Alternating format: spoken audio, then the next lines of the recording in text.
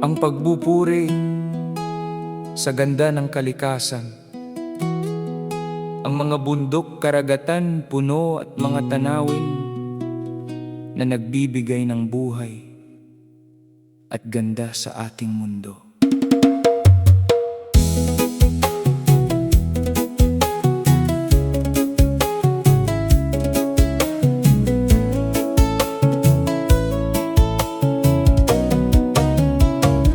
Tumingin ka sa paligid, anong ganda ng nilikha. Mga bundok na matatag, parang nagbabantay palagi. Ang dagat na asul, na parang kristal na malinaw. Ang mga punong umaawit, nagbibigay ng lilim at ginhawa. Ang hangin na humahaplos, sariwa at nakagiginhawa. Ang mga bulaklak na namumukadkad, nagbibigay ng kulay sa mundo. Saan man tumingin, saan man magpunta, may makikita kang ganda na galing sa may kapal.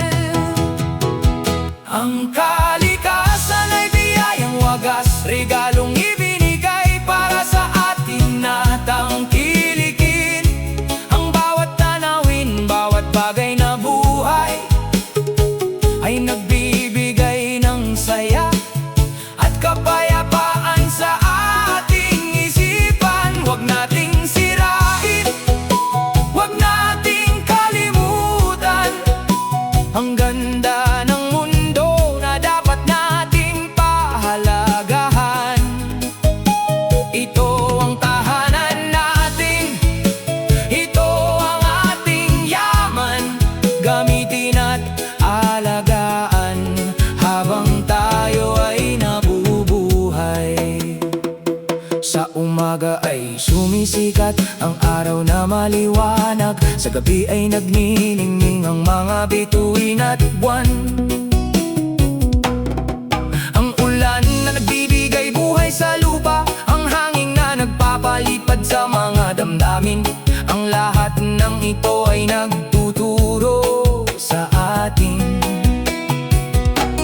ng ganda ng buhay at ng pagkakaisa. Ang kalikasan ay hindi lang basta paligid, ito ay bahagi ng ating pagkatao at pagiging tao. Ang kalikasan ay biyayang wagas, regalong ibinigay para sa atin na tangkilikin. Ang bawat tanawin, bawat bagay na buhay ay nagbibigay ng saya at kapayapaan sa ating isipan. Huwag nating sirain, huwag nating kalimutan ang ganda ng mundo na dapat nating pahalagahan. Ito ang tahanan natin, ito ang ating yaman. Gamitin at alagaan habang tayo ay nabubuhay. Huwag nating ipagwalang bahala ang mga ito,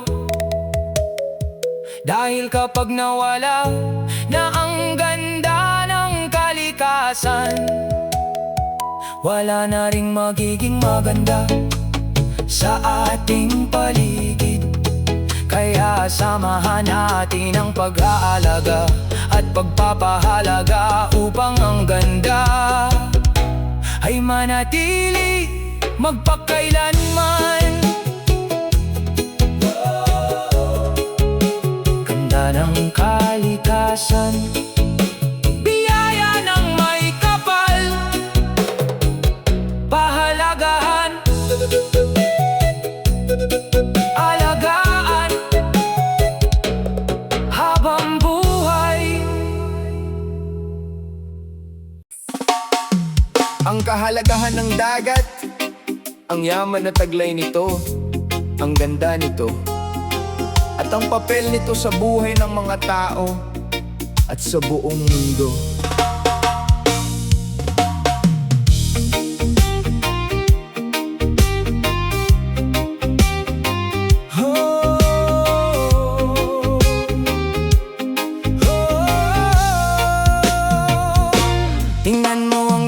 dagat na malawak at malalim, asul na asul, parang naglalaro ang liwanag. Ang mga alon na humahampas sa pampang, parang umaawit ng awit na walang katapusan. Dito na kukuha ang yaman na saganang sagana, mga isda at gulay, nagbibigay ng pagkain at buhay. Ang dagat ay kaibigan, kasama sa paglalakbay, nagbibigay ng ginhawa, nagbibigay ng ligaya. Dagat na malawak, dagat na malaya, regalo ng Diyos na dapat nating mahalin. Ang ganda mo ay walang katulad, ang yaman mo ay saganang sagana. Huwag nating dahan-dahan sirain, alagaan natin hanggang sa habang panahon. Dahil ikaw ang nagbibigay ng buhay sa lahat ng nilalang na nasa mundo.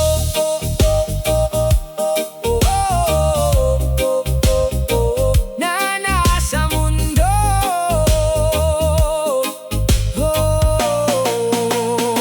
Sa bawat pagtalon ng alon, may aral na natutunan, na buhay ay tulad ng dagat, may taas, may baba. Minsan ay payapa, minsan ay maalon, pero patuloy na umaagos, patuloy na lumalawak. Ang dagat ay tahanan ng maraming nilalang, buhay na may kulay, buhay na may ganda. Kaya pahalagahan ang bawat butil ng buhangin at ang bawat patak ng tubig na iyong nakikita. Dagat na malawak, dagat na malaya, regalo ng Diyos na dapat nating mahalin. Ang ganda mo ay walang katulad, ang yaman mo ay saganang sagana. Huwag nating dahan-dahan sirain, alagaan natin hanggang sa habang panahon. Dahil ikaw ang nagbibigay ng buhay sa lahat ng nilalang na nasa mundo.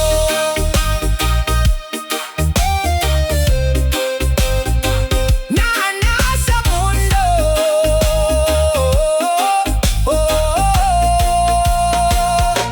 Ang dagat ay hindi lang tubig na umaagos, ito ay yaman, ito ay pag-asa.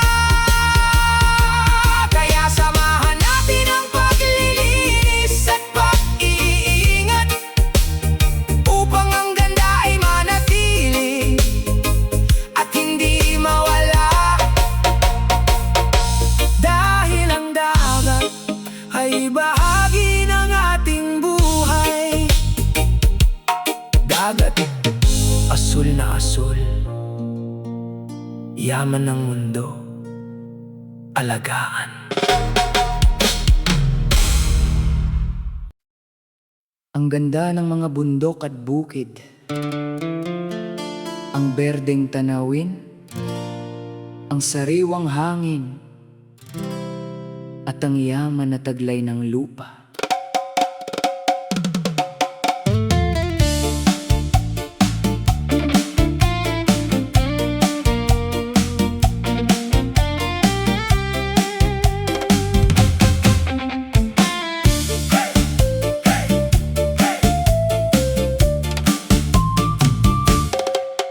Tumingin ka sa mga bundok na matatayo, berdeng berde, parang kumot na malapad. Ang mga bukid na may tanim na gulay at palay, nagbibigay ng pagkain, nagbibigay ng kabuhayan. Ang hangin na humahaplos, sariwa at malinis, nagbibigay ng lakas, nagbibigay ng ginhawa.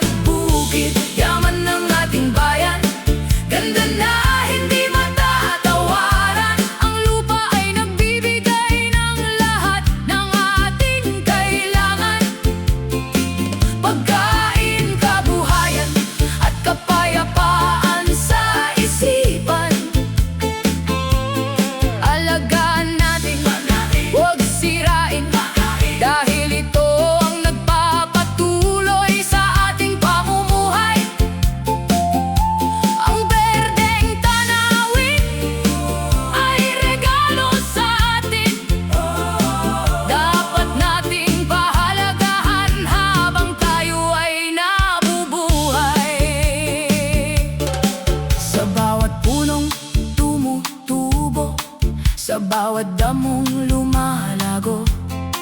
May buhay na naghihintay, may gandang lumalaganap.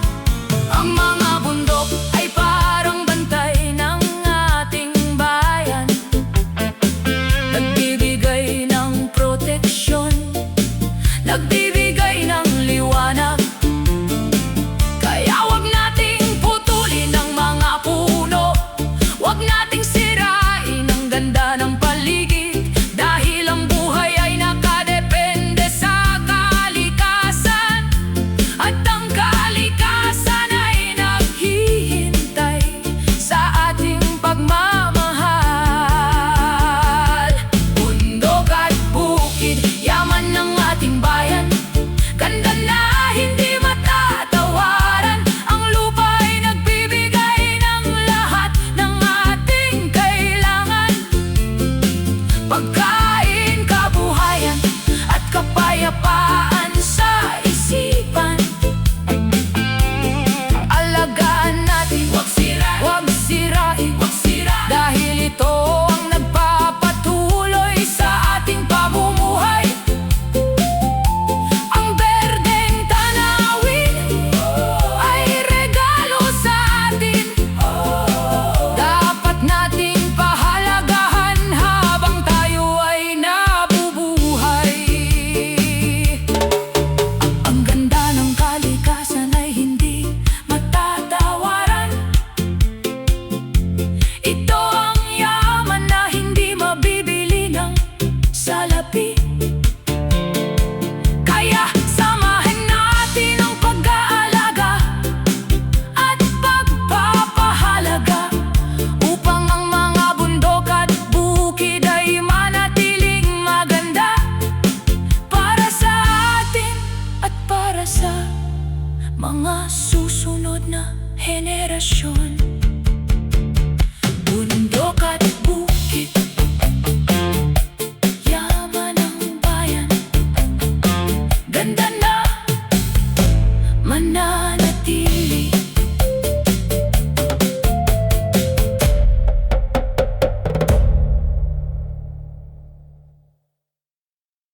Ang pagmamahal sa bansang sinilangan, ang pagkilala sa yaman, kultura at kasaysayan, at ang pagnanais na maging mabuti at mapaglingkod sa sariling bayan.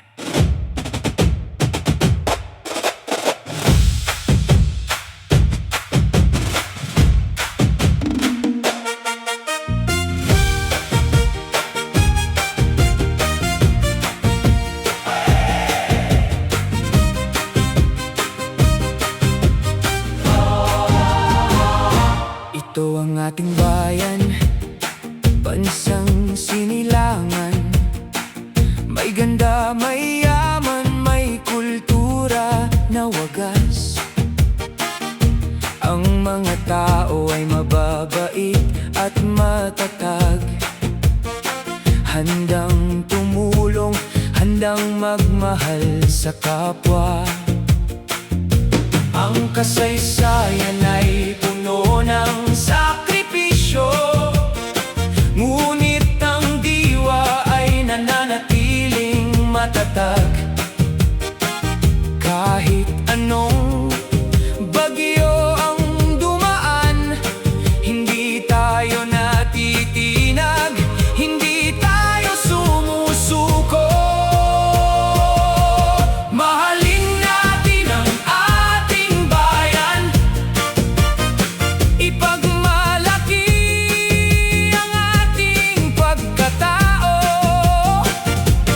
Ang ganda ng kalikasan, ng yaman ng kultura, dapat nating ipaglaban at alagaan. Maging mabuting mamamayan, maglingkod ng tapat at tuwagas, dahil ang bayan natin ay bahagi ng ating puso, at ang pagmamahal dito ay wagas at totoo. Ang wika, ang sining, ang mga kaugalian yaman na dapat nating ipagmalaki. Huwag nating kalimutan ang ating pinagmulan, dahil dito tayo lumaki at nabuo. Kahit saan man tayo magpunta, laging nasa isip ang ating bayan. Ang pagmamahal sa bayan ay hindi lang salita, ito ay gawa, ito ay paglilingkod.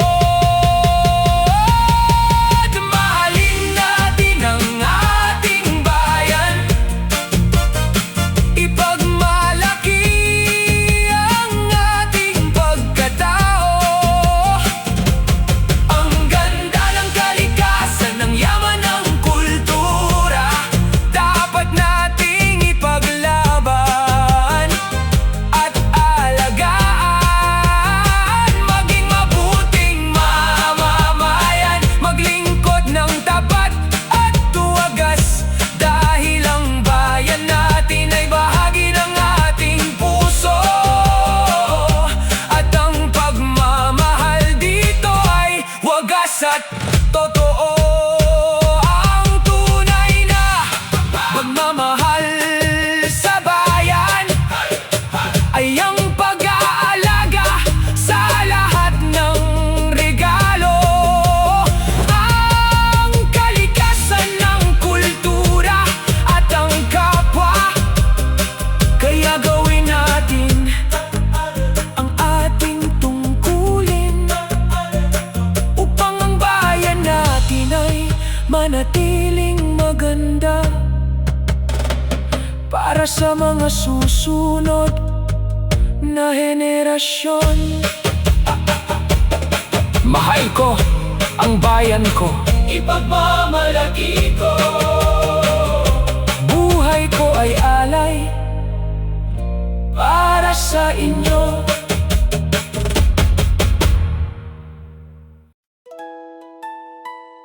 Ang kahalagahan ng pag-iingat at pag-aalaga sa kalikasan. Kung paano natin ito mapapangalagaan para manatiling maganda at maayos.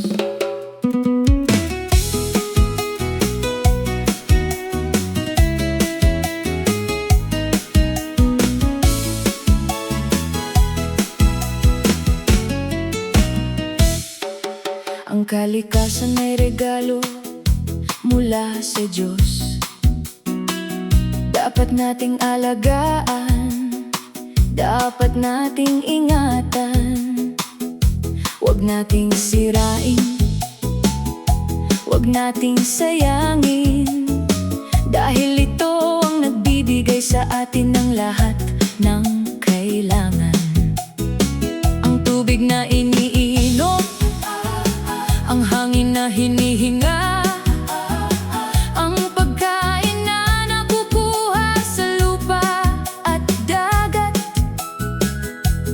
Kung sirain natin ang ating paligid, kami rin ang magdurusa sa huli. Magtulungan tayo sa pag-aalaga, linisin ang kapaligiran, itanim ang puno. Huwag magtapon ng basura kung saan-saan. Alagaan ang dagat, ang bundok at bukid.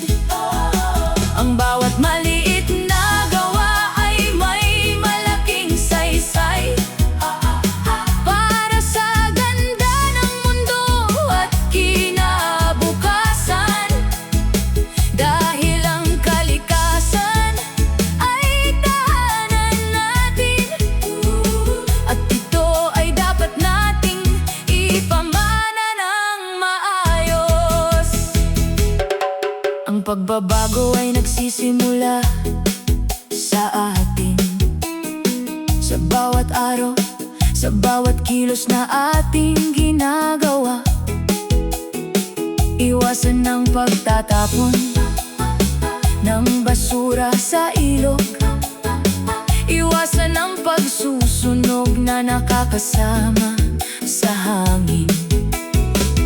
Itanim ang puno, alagaan ng halaman.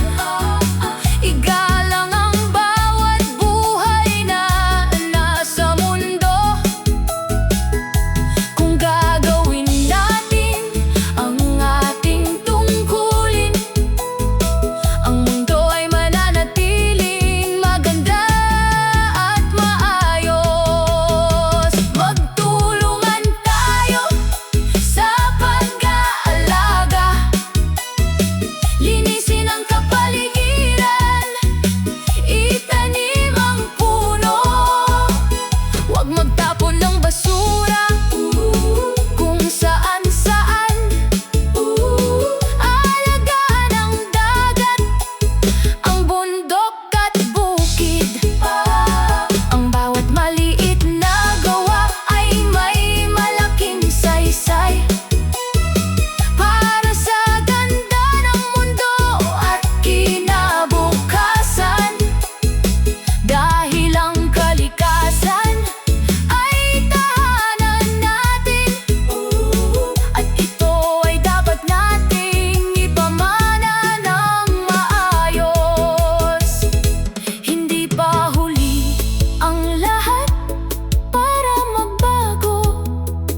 Simulan natin ngayon habang may oras pa. Ang kalikasan ay buhay at tayo ay bahagi nito. Kapag inalagaan natin, giginhawa rin tayo. Ang pagmamahal sa paligid ay pagmamahal din sa sarili.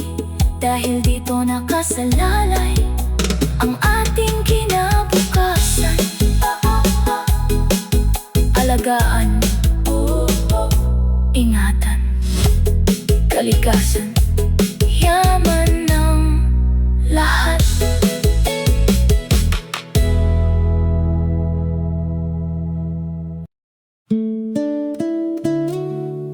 Ang kahalagahan ng mga ilog at tubig, kung paano ito nagbibigay ng buhay, at ang kalungkutan kapag ito ay napapabayaan at nasisira.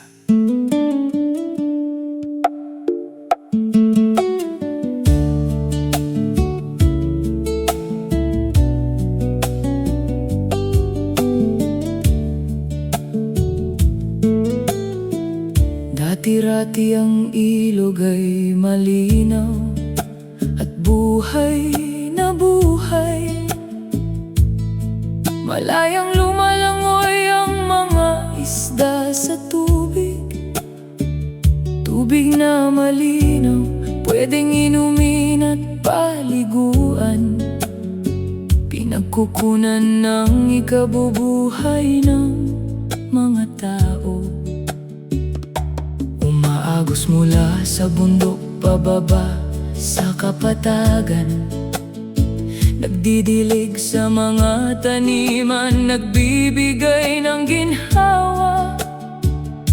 Ang ilog ay dating kaibigan at katuwang sa araw-araw na pamumuhay ng ating mga ninuno.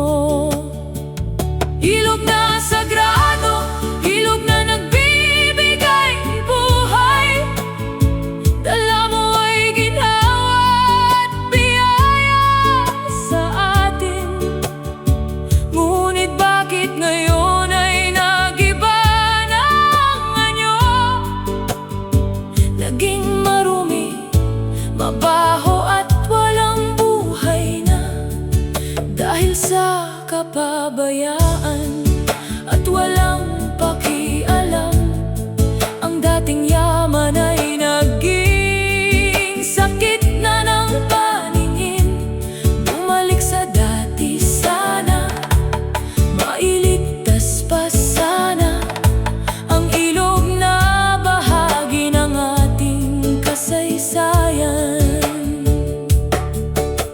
Bakit natin tinatapon ang dumi at basura sa lugar na nagbibigay sa atin ng lahat? Parang sinasaktan natin ang sarili nating ina, ang nagpalaki at nag-alaga sa ating lahat. Ang tubig ay buhay at kapag ito ay nawala, sino pang sisisihin kundi tayo rin? Ang ilog ay dumadaloy, walang tigil ang agos, dalang dumi natin patungo sa dagat at karagatan. Ilog na sagrado, ilog na nagbibigay buhay, dala mo ay ginhawa at biyaya sa atin. Ngunit bakit ngayon ay nag-iba na ang anyo? Naging marumi, mabaho at walang buhay na, dahil sa kapabayaan at walang pakialam. Ang dating yaman ay naging sakit na ng paningin. Bumalik sa dati sana, mailigtas pa sana ang ilog na bahagi ng ating kasaysayan. Huwag nating hayaang tuluyang mawala ang ilog na nagbigay ng buhay sa ating bayan.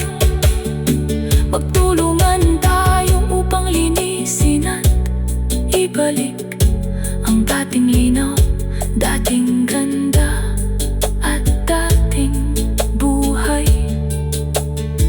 Dahil malinis na ilog ay malinis na kinabukasan para sa ating lahat at sa mga darating pa. Ilog ko, bumalik ka na, lilinisin, aalagaan.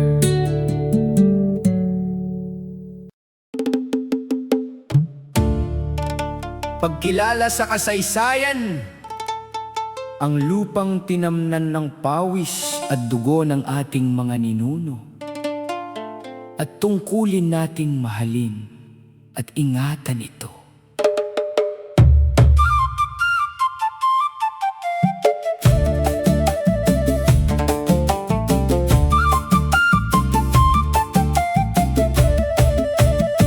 Ang lupang tinatapakan natin ngayon ay tinamnan ng pawis, dugo at sakripisyo ng ating mga ninuno na lumaban noon upang ito ay manatiling atin at malaya.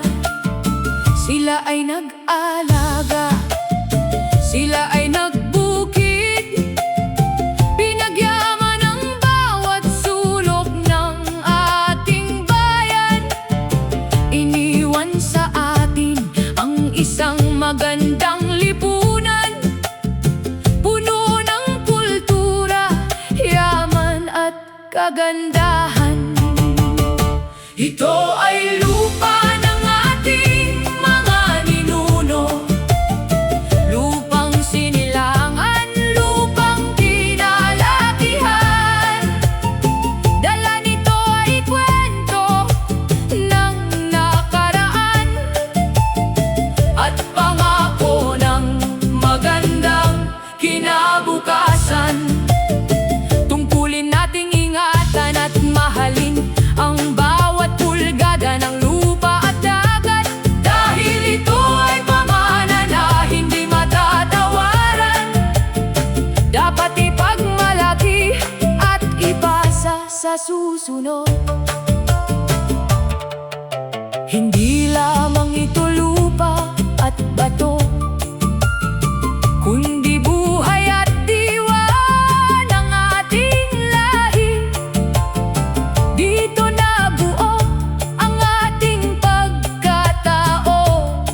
Dito nahubog ang ating mga kaugalian. Ang bawat pangalan ng bundok at ilog ay may kwentong nakaukit sa ating isipan. Kaya wag nating hayaang mawala o magbago ang diwa at ganda ng ating bayang sinilangan. Ito ay lupa ng ating mga ninuno, lupang sinilangan, lupang kinalakihan. Dala nito ay kwento ng nakaraan at pangako ng magandang kinabukasan. Tungkulin nating ingatan at mahalin ang bawat pulgada ng lupa at dagat, dahil ito ay pamana na hindi matatawaran. Dapat ipagmalaki at ipasa sa susunod. Ang pagmamahal sa bayan ay paggalang din sa lahat ng nagbuwis ng buhay noon, upang tayo ay magkaroon ng lugar na matatawag na sarili at tahanan. Kaya alagaan natin ito ng buong puso bilang ganti sa kanilang mga sakripisyo. Lupa ng ninuno, lupa ko. Iingatan, mamahalin,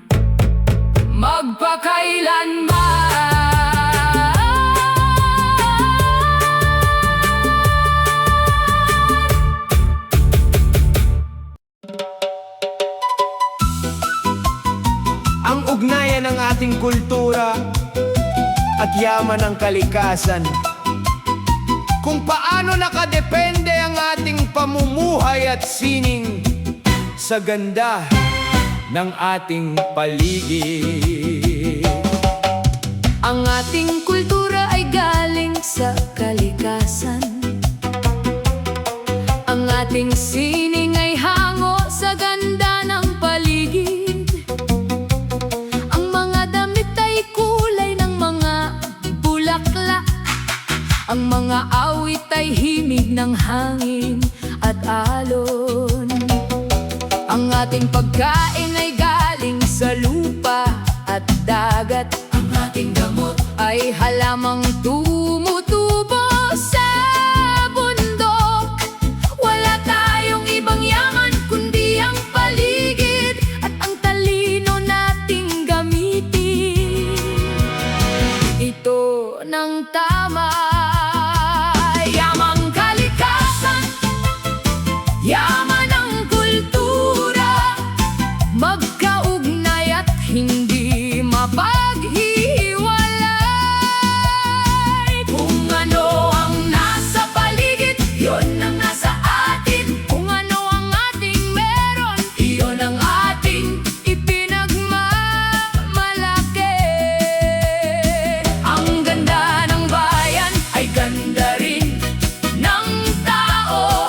Ang yaman ng paligid ay yaman din ng buhay. Kaya itaguyod at palaganapin ang ating sariling ating kayamanang wagas. Ang mga kaugalian natin ay paraan ng pag-alaga sa mga bagay na ipinagkaloob sa atin ng Diyos. May mga panahon ng pag-aani at pagtatanim. May paraan ng pangingisda na hindi nakakasira. Dahil alam ng mga matatanda noon na kapag inabuso, mauubos din ng yaman. Kaya iniwan nila ang tama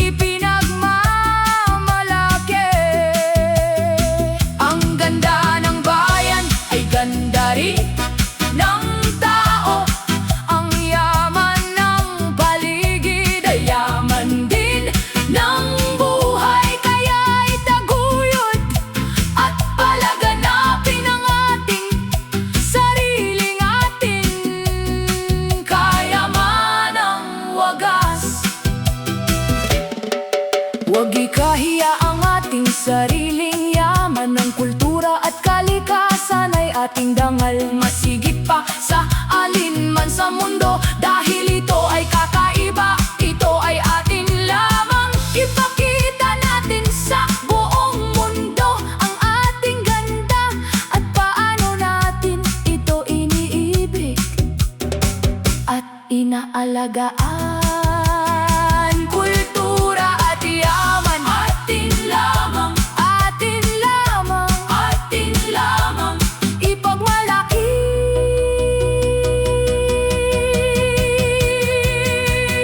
Ingatan.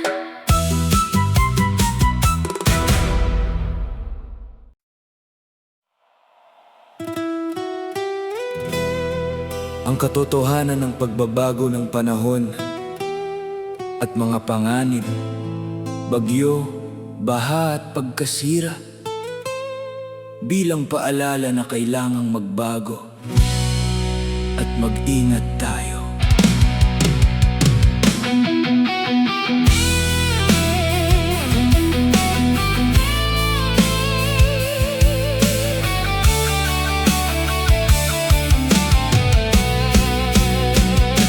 Napapansin mo ba ang pagbabago ng panahon? Ang init ay sobra, ang ulan ay walang tigil. Ang mga bagyo ay palakas ng palakas. Ang mga baha ay lumalalim at lumalawak. Ito ba'y parusa o babala lamang na tayo ay may nagawang mali at kapabayaan? Ang kalikasan ay sumasagot sa ating gawa. Ang bawat sira ay bumabalik din sa atin. May panganib na dumarating sa ating daan, bunga ng pagbabago at ating kapabayaan. Ang dating payapa at ligtas na paligid, ngayon ay nagiging bantana sa ating buhay. Kung hindi tayo mag-iingat at magbabago, mawawala ang lahat ng ating meron. Ang ganda at yaman ay magiging alaala na lang kapag hindi natin itinama ang ating landas. Pinuputol ang puno kaya walang sumasalo, sa tubig ulan na bumabaha sa mga bayan. Pinapatag ang bundok, nilalason ng ilog, kaya ang lupa ay gumuguho at gumuguho. Akala natin ay nakikinabang tayo ng husto, pero ang kapalit ay panganib at kapahamakan. Ang kalikasan ay matyaga, pero kapag sumabog, walang makakapigil sa kanyang kapangyarihan. May panganib na dumarating sa ating daan, bunga ng pagbabago at ating kapabayaan. Ang dating payapa at ligtas na paligid, ngayon ay nagiging bantana sa ating buhay. Kung hindi tayo mag-iingat at magbabago, mawawala ang lahat ng ating meron. Ang ganda at yaman ay magiging alaala na lang kapag hindi natin itinama ang ating landas. Hindi pa huli para tayo ay gumising, itama ang mali at simulan ang pag-aayos.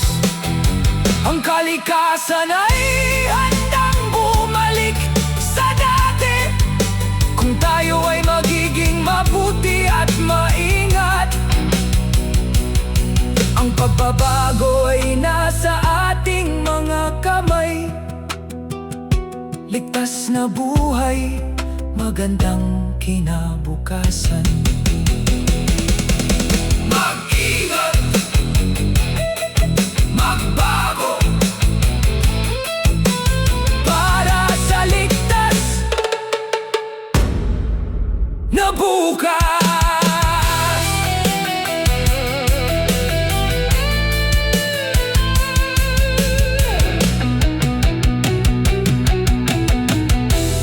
Ang katotohanan.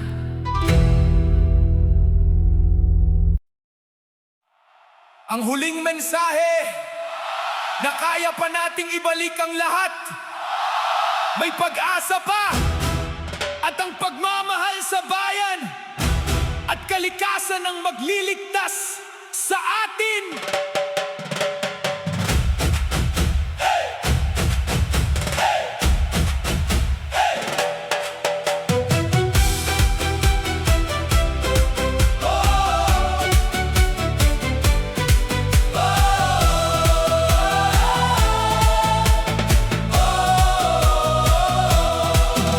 Huwag tayong mawalan ng pag-asa, kahit marami na ang ating nasira. Dahil basta't may buhay at may pagmamahal, may paraan pa upang ibalik ang lahat. Ang bawat punong ating itinanim ay magiging gubat na muli paglipas ng panahon. Ang bawat basurang ating nilinis ay magiging malinis na ilog at dagat muli. May pag-asa pa, may magandang bukas, kung tayo ay magkakaisa at magmamahal. Sa ating bayan at sa kalikasan, ito ang susi ng ating kaligtasan. Muling bubuka ang mga bulaklak, muling lalago ang mga puno at halaman. Ang dating ganda ay higit pa sa dati, dahil ngayon ay alam na natin ang halaga nito.